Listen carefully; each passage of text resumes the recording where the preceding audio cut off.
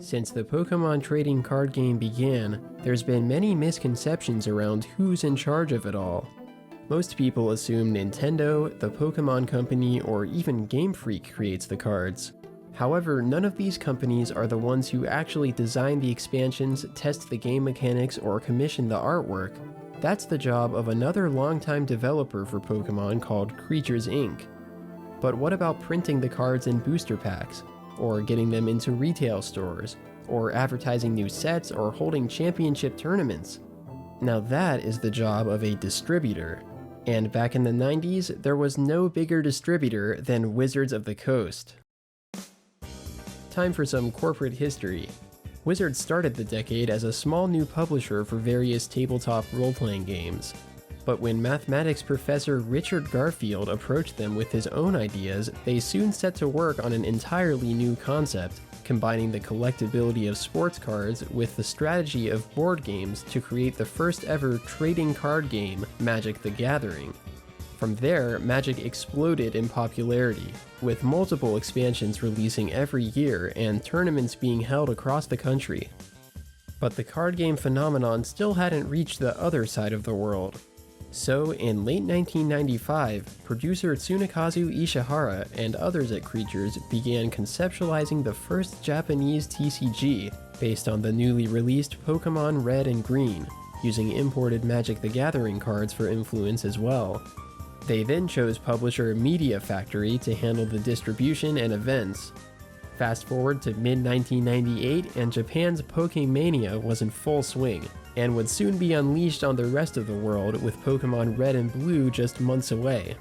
The card game needed to find another foreign distributor who was prepared to meet the huge demand, and who better than Wizards of the Coast? All of the needed infrastructure was already in place from running Magic: printers, distributors, retailers, marketing, tournaments, and so it was settled. Wizards acquired the rights to the Pokemon TCG and started translating and printing cards as fast as they could. Actually a bit too fast, but we'll get to that. Earlier in '98, the three companies that owned Pokemon's copyright, being Nintendo, Game Freak, and Creatures, had jointly formed the Pokemon Company to manage the brand's ever-growing media empire, with Ishihara at the helm as president. They would come to be responsible for Pokemon retail stores, video games, anime and movies, other merchandise like toys and books, and eventually the trading card game, taking over for Media Factory in 2006. But all of this was just in Japan, so in early 2001, a subsidiary called Pokemon USA Inc. was established in New York City to serve a similar purpose overseas.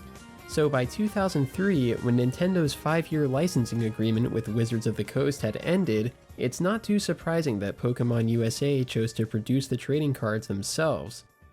But Wizards was furious. They felt they were responsible for the game's foreign success and brand equity and had been taken advantage of for profit. Furthermore, they filed a lawsuit alleging that at least 7 of their employees were directly hired by Pokemon USA, a practice known as employee poaching. This included Wizards' former art director, senior graphic designer, business manager, marketing director, and project management director, all of whom were under non-disclosure agreements prohibiting them from sharing private info about Wizards' operations to third parties. But Wizards wasn't exactly innocent either. Let's go back again and compare exactly how well they handled Pokemon, and clear up some long-standing rumors in the process. Pre-production for Pokemon was a lot different than Wizards was used to with their own games. All the card designing, playtesting, and artwork was already finished, only the cards' effects needed to be translated. But Wizards also modified the layout of the cards, most noticeably by aligning the weakness, resistance, and retreat cost horizontally instead of vertically, which Japan adopted from the E-card era forward, and by grouping attack costs of 3 or higher together like this, which Japan did not. But as Wizards was rushing to get Pokemon out the door, a whole plethora of errors slipped through the cracks, ranging from insignificant to game-breaking. For reference, the amount of minor Japanese errors can be counted on one hand. This Pikachu credits Ken Sugimori as the illustrator instead of Keiji Kinabuchi, this Typhlosion is missing the plus sign after the 60, and this Ancient Mew misspells the Nintendo copyright as Nintedo. Wizards, on the other hand, couldn't stop making error cards. Whether it be typos, bad translations, formatting mistakes, faulty printers, you name it. The most infamous example of this is Slowking from Neo Genesis, whose Pokemon Power mind games made your opponent flip a coin every time they tried playing a trainer card. If heads, the card does nothing and instead goes on top of your opponent's deck, meaning they draw that same card on their next turn instead of a new one. The thing is, this effect was only supposed to work if Slowking was your active Pokemon, but the English version fails to mention this. As a result, mind games could be stacked up to 4 times from the bench, effectively locking your opponent from ever playing trainers. There's many cases of bizarre errors like this that make you question how they even happened. Grimer's Poison Gas attack should poison the defending Pokemon, not leave it asleep. And Mew's Size Shock should leave it paralyzed instead of confused. The holographic version of Dark Vileplume is correctly weak to fire, but the non-holo version is weak to fighting? This Dark Persian promo was initially printed with no HP, delaying its planned inclusion in Nintendo Power from April of 2000 until August. Dark Haunter's Call Back puts a basic Pokemon from your opponent's discard pile onto their bench, but apparently you can't use this attack if your own bench is full? No, it should be your opponent's. Also, I don't know what happened to the Pokédex entry on this one. The original card used Pokemon Gold's entry, which was translated as, "In total darkness, where nothing is visible, Haunter lurks, silently stalking its next victim." But the version we got on the card was, "It silently hunts its prey in dark rooms," creating Wizards' only one-line Pokédex entry. Clefairy and Clefable's Metronome copies one of your opponent's Pokemon's attacks minus the energy cost, but any other requirements, like discarding energy cards, must still be fulfilled. However, the English card indicates the exact opposite. Blaine's Charizard's Roaring Flames should discard fire energy, not fighting, plus you're supposed to only discard extra energy not used for the attack cost. Rocket's Minefield Gym says to put damage counters on that Pokemon, but never specifies how many, it should be 2. Sabrina's Drowsy should attach a psychic energy from your deck to one of your bench Pokemon, not put it into your hand. Unknown D, Unknown M, and Unknown N have Pokemon powers that reduce damage from dark, metal, and colorless attacks respectively. However, this is only supposed to affect unknown cards, not every one of your Pokemon. This is especially weird because other unknown cards contain this same restriction in their Pokemon powers, so they knew how to translate it. I could keep going, but you get the idea. Wizards also made some less harmful wording choices, such as incorrectly pluralizing Pokemon names like Kadabras and Onyxes, but one such choice would cause a lot of confusion. See, while Japanese Pokemon effects use phrases like the user or this Pokemon when referring to their own cards, such as this Pokemon does 10 damage to itself, Wizards chose to replace every instance of this with the Pokemon's name, so Pikachu does 10 damage to itself. This may seem like an odd choice until you learn that Magic the Gathering used this phrasing as well. But let's bring back the Clefairy and Blaine's Charizard for a moment. If you used Metronome to copy Roaring Flames, you'd first discard all fire energy attached to Blaine's Charizard. See how this phrasing is confusing? What's worse is that Wizards got confused as well and initially ruled that Charizard should have to discard the energy instead of Clefairy, when in fact the opposite was true. This is an example of Wizards falsely applying Magic's rulings to Pokemon, another being with Pokemon powers that activated when coming into play. Wizards ruled that effects like Muck's Toxic Gas, which was supposed to stop all Pokemon powers from working, had no power over these coming into play effects due to a Magic concept called the stack, where the most recently played cards resolved their effects first. Even though this was proven wrong, Wizards kept their rulings in place to the bitter end. So overall, I have to say they did a bad job. Now, we've already touched on the less than stellar quality of Wizards printers, so let's examine the different types of products they were offering. There's the standard booster box and booster packs, but they have different packaging and artwork from the Japanese originals. The reason for this change isn't clear, since Wizards had access to all of Creatures Inc.'s original assets, and likely collaborated with them to create new ones. And in most cases, I think this was a downgrade. I'd much rather take the new illustrations that were specially made for each set, rather than recycled stock art. However, Wizards did introduce multiple booster pack artworks, an idea which also came from Magic. And while Japan has always stuck to just one, Pokemon USA has continued making 4 art variants for every set to this day. I think this worked well when the original art wasn't a full illustration like with the gym sets, but we really missed out otherwise. Another idea that stuck around from Wizards was that each expansion released along with 2 theme decks featuring the new cards, again from Magic's playbook. These were 60-card pre-constructed decks designed to be played against each other, and they weren't good for much else, containing sparse or incomplete evolution lines with very few trainers, filled out by basic commons and energy cards. Japan wasn't much better in this department though, but they favored printing 2-player half decks instead, often with exclusive cards or artwork. These were never staple products for Creatures, but they did create 6 full theme decks based on the Kanto Gym Leaders, which contained many new cards not found in the corresponding sets. These were the basis for Wizards' own Gym Leader decks, but the exclusive cards were now part of the main expansion. Some more additions to the game can be contributed to Wizards, like getting 1 reverse holofoil card per booster pack, which started in their compilation set Legendary Collection and has been kept ever since, internationally at least. Some special Japanese sets and promos got the reverse holo treatment, but never on a regular basis, except once.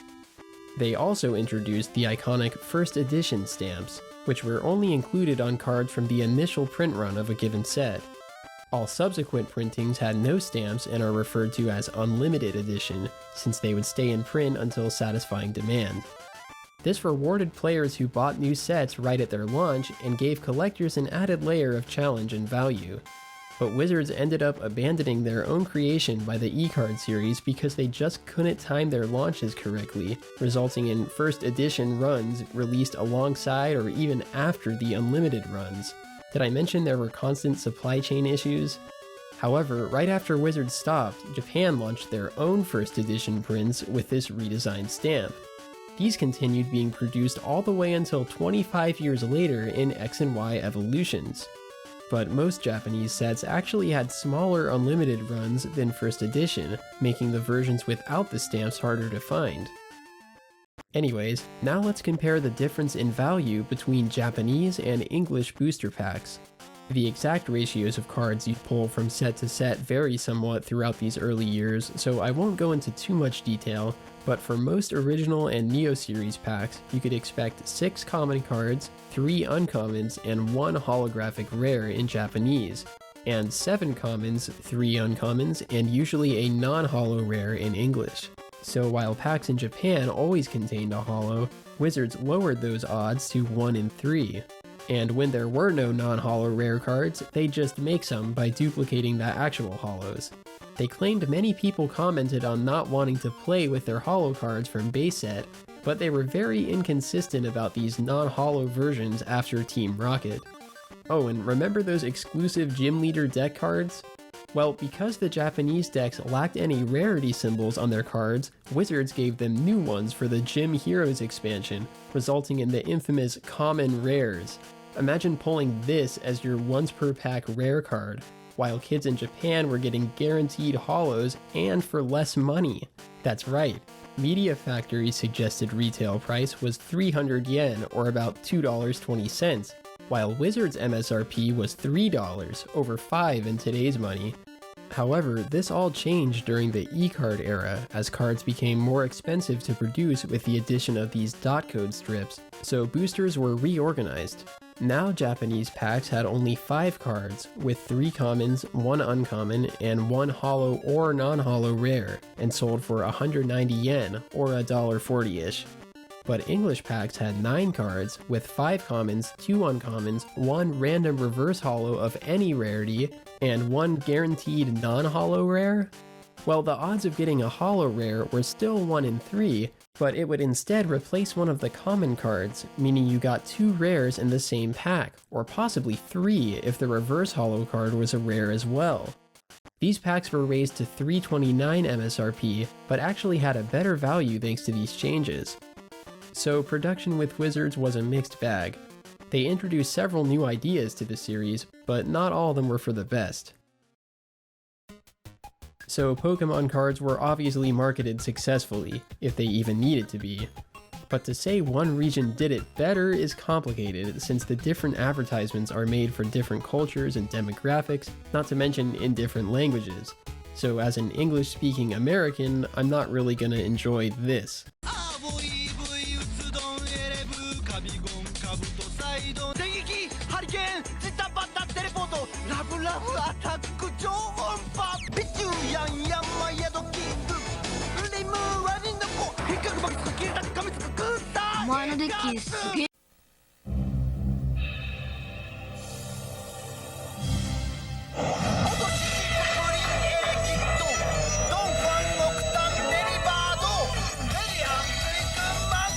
But Japan also got more normal ads like this with a cooler modern aesthetic.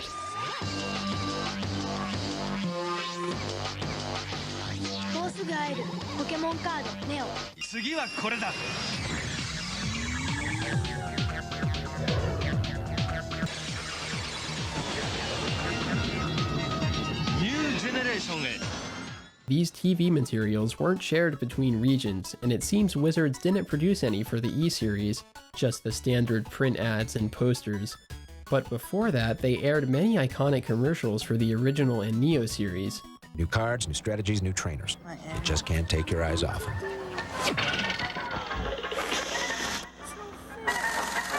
Yeah.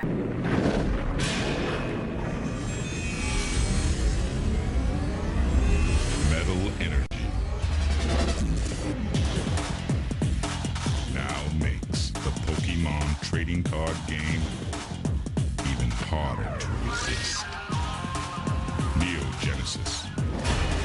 You can master the game. They also used their established presence in card game publications as well as their own magazine, The Duelist, to advertise for Pokemon. Media Factory produced their own Pokemon Card Fan Club magazine, followed by Pokemon Card Trainers magazine, and another on Nintendo's Satellaview modem for the Super Nintendo called Monthly Coin Toss. They also capitalized on Pokemon's long-standing relationship with CoroCoro Comics to advertise sets, distribute promos, and hold illustration contests at the height of its popularity. Wizards did a similar thing with Nintendo Power, as we've seen, but not to such an extent. But I think they did just fine advertising for Pokemon, so good job there. After gaining the Pokemon license in 1998, Wizards quickly recognized the interest for organized play, even with a younger audience. Using their experience with Magic's tournament system, the Pokemon League program was launched in June of '99, along with a national mall tour by Nintendo of America where kids could participate in both video game and card game tournaments. In addition to local game stores, weekly Pokemon Leagues were held in bookstores, hobby shops, and most famously, all Toys R Us locations in the US. The league worked like this. Each year was divided into multiple seasons, which were 6 to 8 weeks long and offered new prizes for those who accumulated enough points. For years 1 and 2 of the Pokemon League, players were given a badge book, which was used to track their season points and earn gym badges. The best prizes were the promo cards, which were given away at 250 and 500 points each season. Points were awarded for playing games, teaching new players, trading, or simply showing up that week. However, Year 3 began a new system called the Energize Your Game League due to these unique Holo Energy cards. Badge books were replaced by licenses, points could only be earned by playing games, and now 3 different promo cards were available each season instead of 1. Completing both sections of that season's license would earn you the first 2, a classic promo and new promo respectively. But the third Holo Energy promo was obtained by playing in the league's final season tournament, with the winner receiving extra copies. The fourth and final year introduced the Battle Zone, which was designed to provide stores and tournaments with some flexibility. Battle zones could be run as leagues like in previous years, or as one-off tournaments. As a league, players who earned 100 points from games were given the Classic promo, and those with the most points at the end of the season were given the new Best of Game promo and the Jumbo Winner promo for the top 4. As a tournament, the first place player got 3 winner-stamped Best of Game promos, second place got 2, and third and fourth place got 1. The Classic promos were given to the top 16 as well. However, Battlezone was cut short halfway through its run after Nintendo took over, leaving the remaining Best of Game cards never printed. So how did Wizards' Pokemon League compare to Japan's? Well, we know they had a similar system with points and prizes, but more information is strangely hard to come by, especially in English. But we do know a lot about their huge tournaments, thanks to magazines like Pokemon Card Fan Club and even books produced by Media Factory to chronicle them. The biggest of these was the Charizard Mega Battle held in 1998 with over 20,000 people in attendance. Because interest for the game was so great at the time, several systems were put in place to deal with the sheer number of players. Tournaments with too many contestants chose entries by lottery, and matches were initially just one-round 10-minute games played with 4 prize cards instead of 6. Over time though, these rules would change along with the event formats and deck restrictions, and lots of regional circuits like the Battle Road, Challenge Road, Champion Road, and Neo Roads were created, leading to more national championships featuring the best players from across Japan. Similarly, Wizards started the Pokemon Tour series, stopping at malls and local game stores around the US to host weekend tournaments. They then held nationwide championships called Super Trainer Showdowns, which players could enter by placing highly in Pokemon tours or by earning enough badges from their leagues. And finally, every August, the top-ranked players from Japan and the rest of the world were gathered in Hawaii for the International Tropical Mega Battle, with staff from Creatures Inc., the Pokemon Company, and Wizards in attendance. Apart from these rare meetings, however, Japan was playing a radically different format, owing to its many exclusive cards and heavily modified rule sets. Tournaments regularly had lists of banned or restricted cards, ones that were dominating the metagame everywhere else. The 1999 Secret Super Battle required decks to contain at least 20 Pokemon, 10 trainers, and 15 energy, and restricting all non-energy cards to 2 per deck instead of 4, and some like the Haymaker Trio, Dark Vileplume, Super Energy Removal, and Rocket Sneak Attack to 1 per deck. With these changes, the game transformed into something more diverse and skill-based than anything at a Wizards tournament. This lasted until 2001, where a new system called the Hall of Fame took over. Certain cards were given star values from 1 to 3 based on how disruptive they were, and decks could only contain up to 4 stars total. This opened up the format even more to allow bigger, slower evolutions to dominate, and cards that were previously glossed over now got a chance to shine. But outside Japan was a different story.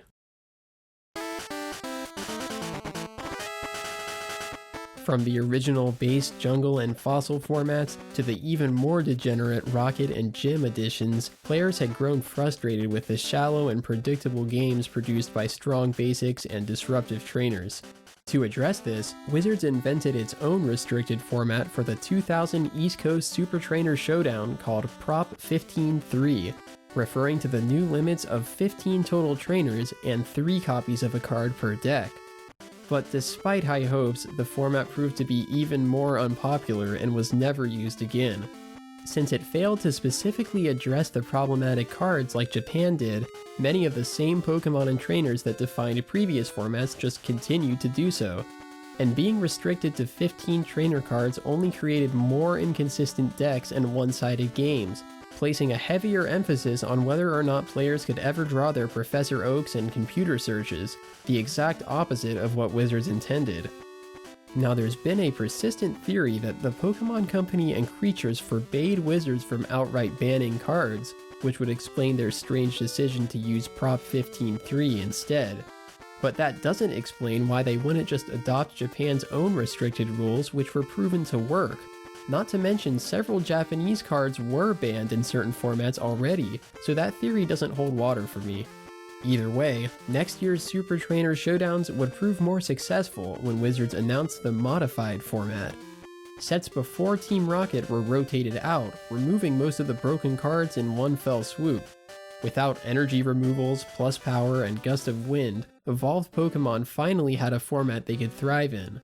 Wizards also banned the new strongest basic Pokemon, Sneasel, but strangely left the mistranslated Slowking untouched until the following year and actually doubled down on their rulings on mind games, letting it wreak havoc along with Chaos Gym. So we never enjoyed quite the format Japan had, but Wizards still did well running tournaments and getting casual players involved. And it's fair to say the game was broken to begin with and Wizards shouldn't have been responsible for fixing it. Oh well, it would all end soon enough. So Wizards definitely had their ups and downs with the Pokemon card game, but it's still not clear how their relationship with the Pokemon Company turned so quickly sour. So let's look at some instances of their more direct communication. Back in April of 2000, Wizards had released 2 cards unique to the English TCG, which was then unprecedented. The first was drawn by the legendary Mitsuhiro Arita specifically for the English Team Rocket set, a new secret card, Dark Raichu. Its creation delayed the set's release, but Wizards was very proud of it. At the same time, a new promotional Mewtwo was included in Nintendo Power, taking the place of Dark Persian. Wizards got the go-ahead for Magic the Gathering illustrator Christopher Rush to redraw it. Not his most polished work, I have to say, or very fitting of Mewtwo, but it's still pretty cool it happened.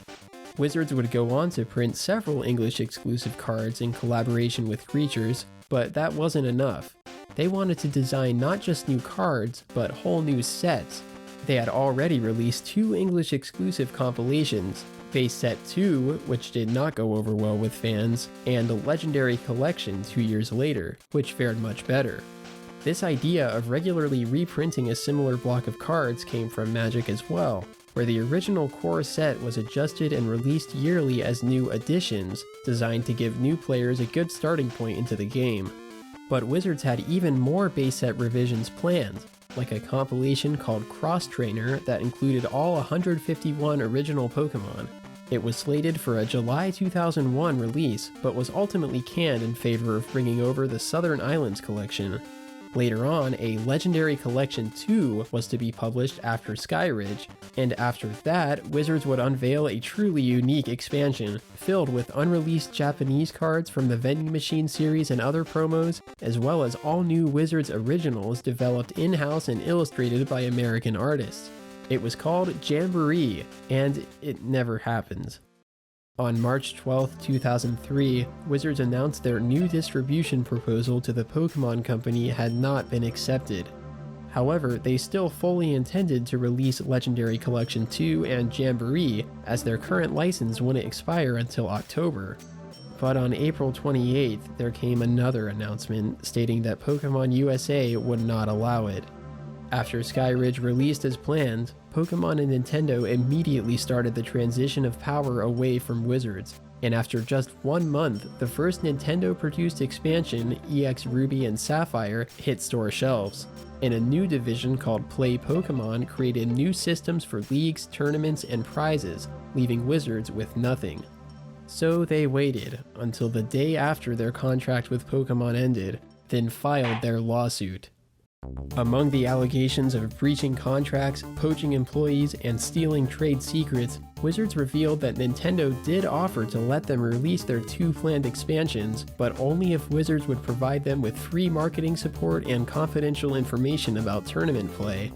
That doesn't sound like a bad deal on its own, but in the context of Wizards being blindsided and potentially exploited by Pokemon, it makes sense why they weren't very eager to help their new enemy.